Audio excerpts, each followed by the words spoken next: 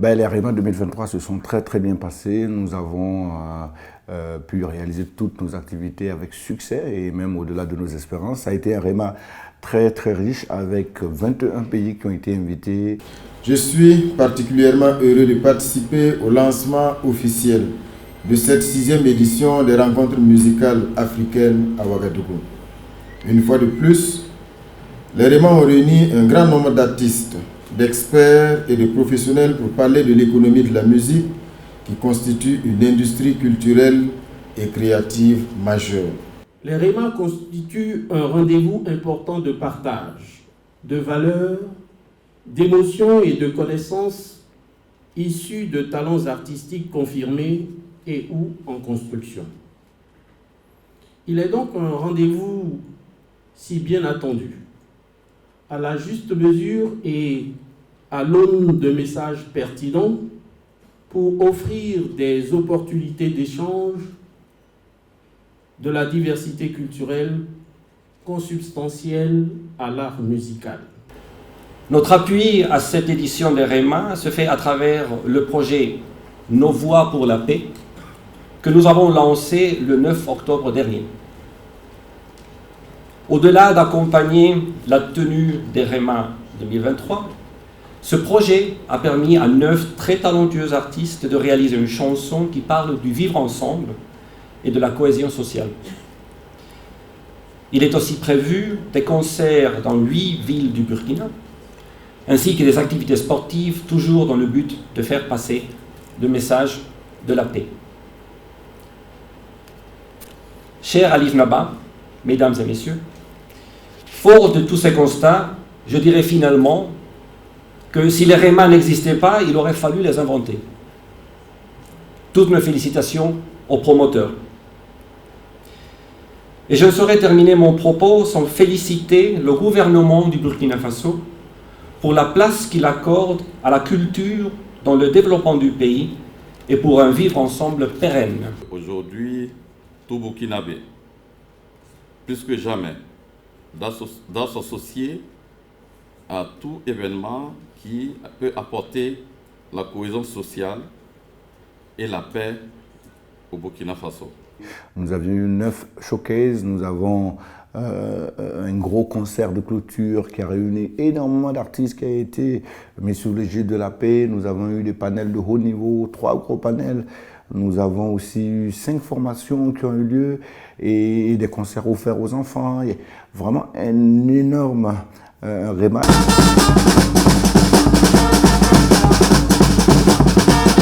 Petit secret d'organisation. Tout c'est dans le mot, hein. Il faut s'organiser, il faut préparer à l'avance, il faut tout caler 1 mois, 2 mois à l'avance, tout préparer pour être sûr de ne pas avoir de mauvaises surprises, évidemment. Et puis oui, quand on se prépare bien, je pense qu'on a des bons résultats. On sent véritablement une maturité quand on voit les différentes éditions qui sont succédées et quand on voit plus ou moins l'ampleur que cette 6e édition prend. C'est féliciter d'abord les organisateurs pour avoir eu du génie à mettre du contenu attractif. Également tous les partenaires qui ont pu accompagner, parce que sans partenaire on ne peut pas réaliser toujours matériel, toujours le rêve. Et quand on voit également la brochette d'artistes qui va prendre part aux différentes prestations, les différents showcases qui sont prévus, les différentes thématiques qui sont prévues dans le cadre de ces showcases, on voit véritablement qu'on est au cœur de ce qu'il faut aborder comme échange de débat pour relever les défis auxquels fait face l'industrie musicale burkinabé et africaine de façon générale. Je dirais plus, c'est plus un adolescent, c'est un vieillard qui déploie ses ailes sur le continent aujourd'hui. Les REMA sont devenus une référence essentielle quand on parle de rassemblement culturel et artistique sur le continent.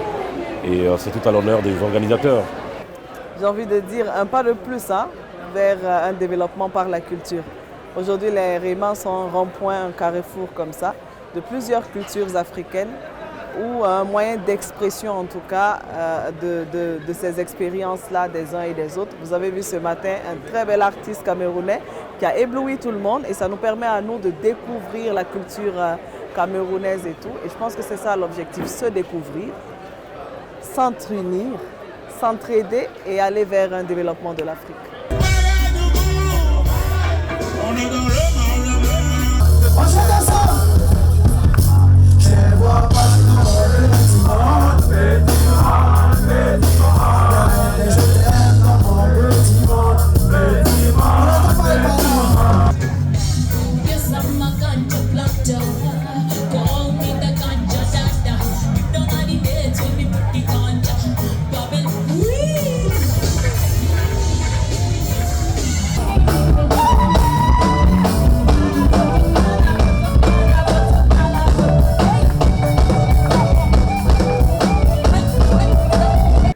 On retient que les panels étaient de gros panels. Nous avons choisi aussi ce thème parce que nous pensons qu'aujourd'hui la diversité est à célébrer, mais la diversité aussi, on doit lui permettre d'être très découvert. C'est pour ça qu'on a mis la diversité et la question de la découvrabilité. C'est une thématique que vous allez de plus en plus entendre, la thématique sur la découvrabilité.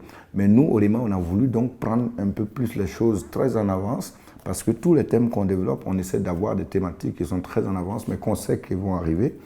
Nous avons aussi invité pour bien situer le thème de la découvrabilité, Destiny Chewali, qui est quand même l'un des gros experts sur la question, et puis tous les acteurs qui travaillent dans l'écosystème, donc les producteurs, les distributeurs, les diffuseurs, pour mieux comprendre et mieux se donner des idées afin de pouvoir atteindre nos objectifs. La découvrabilité, c'est la capacité pour un contenu culturel de se démarquer dans un ensemble très vaste de contenus et de pouvoir se faire proposer à des personnes qui n'en connaissaient pas l'existence ou qui n'en faisaient pas forcément la recherche.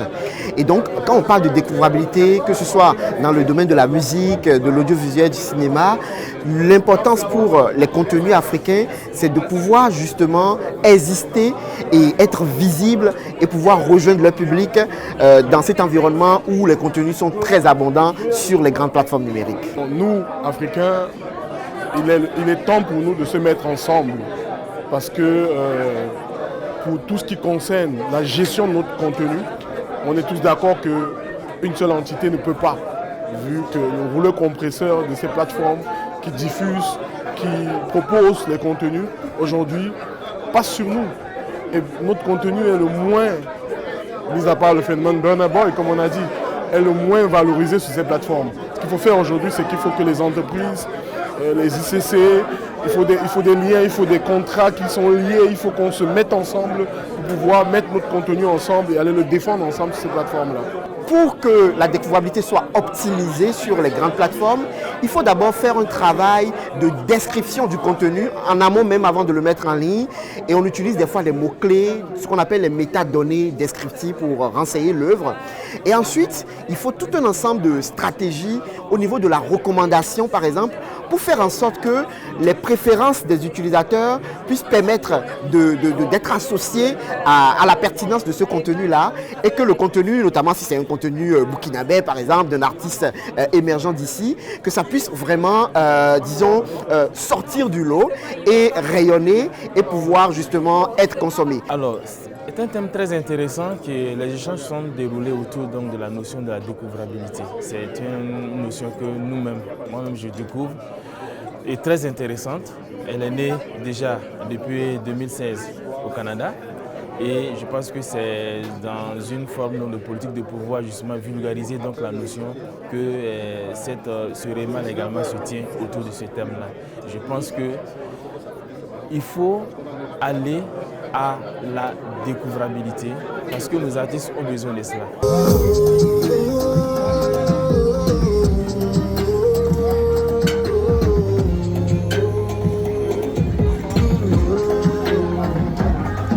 On a créé le REMA Village Enfants en pensant à tous les enfants, mais particulièrement aux enfants de l'orphelinat de Lumbila. Ce sont des enfants qui sont dans un orphelinat qui n'ont pas accès au spectacle, vous savez, alors qu'ils en ont droit. Quand on parle de découvrabilité, c'est ça aussi, il faut permettre que tout le monde ait accès. Donc, pour nous, il fallait donc déplacer les REMA à Lumbila. Ça va être chose qu'on va faire régulièrement pour permettre donc de démocratiser le spectacle, que ces enfants-là voient des artistes, qu'ils échangent avec eux, qu'ils apprennent avec eux, qu'ils se sentent eux aussi investis dans la vie, qu'ils sentent qu'on tient compte d'eux. Et donc, vous avez vu, ça a été un énorme succès. On attendait 400 enfants dans cet orphelinat. Et puis ensuite, les enfants du village sont venus, les parents sont venus avec leurs enfants. Et du coup, on s'est retrouvés avec plus de 1000 enfants. C'est donc dire que les REMA jouent là leur carte aussi de solidarité, de solidarité avec tous ces enfants qui, pour nous, sont égaux. Hey!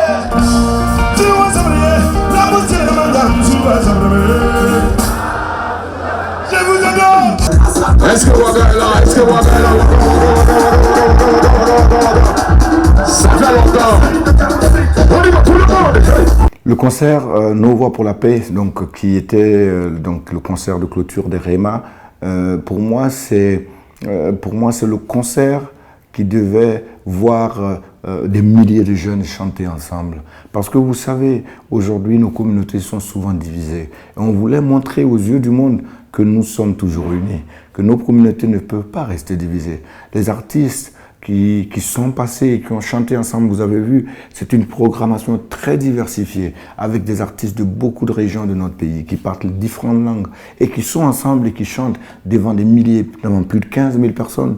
Et c'est cette image-là qu'on voulait montrer au REMA. Montrer un Burkina qui vit, montrer un Burkina qui est uni, un Burkina qui aspire à la paix, qui veut aller à la paix. C'est ce Burkina-là que nous voulons le montrer. Et surtout, montrer que par la musique, par l'art, par la musique, nous pouvons construire ces fenêtres de paix. Nous pouvons construire des ponts. Nous pouvons encore relier ce qui a été délié. Et c'est ce que nous avons voulu faire passer comme message.